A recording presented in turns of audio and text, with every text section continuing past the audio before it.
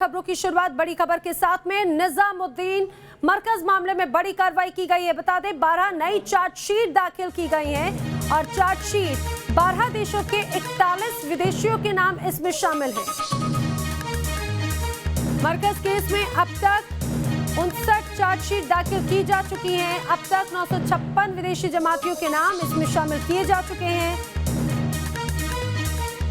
और अब जो नई चार्जशीट दाखिल की गई हैं उनमें भी करीब 41 ऐसे नाम हैं जो विदेशियों के शामिल हैं। एक के बाद एक कार्रवाई लगातार की जा रही है। कहा जा सकता है कि मुश्किल बढ़ेगी मौलाना साद की, क्योंकि अब जो चार्जशीट दाखिल की गई है उसमें कई और भी नाम शामिल किए गए हैं।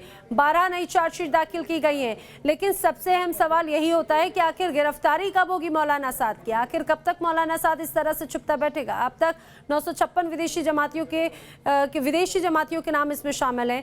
ज्यादा जानकारी के साथ में रुमान उल्ला खान हमारे सहयोगी जुड़ रहे हैं। जी रुमान। देखिए, यही सबसे बड़ा सवाल है कि आखिर मौलाना साद सामने क्यों नहीं आए पुलिस के पास और पुलिस ने आखिर अब तक उनको गिरफ्तार क्यों नहीं किया। हालांकि इस पूरे मामले में लगातार चार्जशीट दाखिल की जा रही है क्राइम ब्रांच के द्वारा। अब ये फ्रेश चार्जशीट और दाखिल की जा रही है। इससे पहले भी 47 चार्जशीट 915 विदेशी नागरिकों के खिलाफ जो जमाती थे वो दाखिल की गई हैं, जो कि वायलेशन ऑफ वीजा रूल और गवर्नमेंट की गाइडलाइन जो कि एपिडेमिक डिजीज एक्ट के खिलाफ थी और साथ ही डिजास्टर मैनेजमेंट एक्ट के वायलेशन के अलावा और 144 धारा के उल्लंघन और तमाम दूसरे निग्लिजेंस की धाराओं में से पूरी चार्जशीट दाखिल की गई थी। अब इसमें और चार्जशीट दाखिल की जा रही हैं। जाहिर है कि अब तक जो टोटल नंबर ऑफ चार्जशीट हैं इस केस में अब 59 हो जाएंगी, जो कि 956 विदेशी नागरिकों के खिलाफ है, जो कि 36 अलग अलग देशों से ताल्लुक रखते हैं। लेकिन सबसे बड़ा सवाल यही है कि इस पूरे मामले में जो सबसे मुख्य आरोपी है मौलाना साद, हालांकि उनकी तस्वीरें भी सामने आई हैं जिस तरह से मौलाना साद लगातार बाहर निकल रहे हैं। ऐसी स्थिति में मौलाना साद के खिलाफ कार्रवाई पुलिस के द्वारा क्यों नहीं की गई। और सबसे बड़ा सवाल तो यही कि आखिर दिक्कत कहां पर आ रही है, क्योंकि ये कोई छोटा मोटा मामला नहीं है, कोई नया मामला नहीं है। मामला बहुत पुराना है, कार्रवाई होते हुए काफी वक्त हो चुका है और जिस तरह से, और ये भी नहीं है कि मौलाना साद कहाँ है, ये कहीं पे छुपे बैठे हो, ये भी जानकारी है। मौलाना साद आराम से बाहर घूम रहे, लेकिन गिरफ्तारी नहीं हो पा रही, कोई कार्रवाई नहीं हो पा रही। पेच कहां पर फंसता है, क्या ऊपरी दबाव है?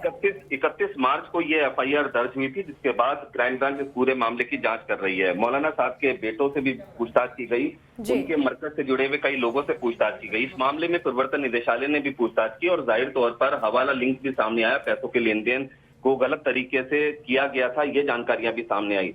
ऐसी स्थिति में सबसे बड़ा सवाल यही उठता है कि आखिर पुलिस के सामने ऐसी क्या मजबूरी है कि वो इस मामले में विदेशी जो ये तमाम जो जमाती हैं इनके खिलाफ चार्जशीट कर खाना पूर्ति करती दिख रही है। मौलाना साद भी खुद सामने नहीं आए पुलिस के, और दूसरी बात यह है कि पुलिस ने भी मौलाना साद को 41 सीआरपीसी के तहत पूछताछ का नोटिस तक जारी नहीं किया। ऐसी स्थिति में सबसे बड़ा सवाल यही है कि आखिर इस मामले के मुख्य जो आरोपी हैं, सूत्रधार हैं मौलाना साद, उनके खिलाफ आखिर कार्रवाई पुलिस क्यों नहीं कर रही है और अगर कार्रवाई होगी तो वो कब होगी। बिल्कुल रुमान, जानकारी के लिए आपका शुक्रिया। तो मौलाना साद की कब गिरफ्तारी होगी, कब कार्रवाई की जाएगी, पुलिस को इसका जवाब देना है। कार्रवाई करने की बात तो कही जाती है, लेकिन कार्रवाई कब होगी। फिलहाल अभी 12 नई जो चार्जशीट है वो दाखिल की गई है निजामुद्दीन मरकज मामले में।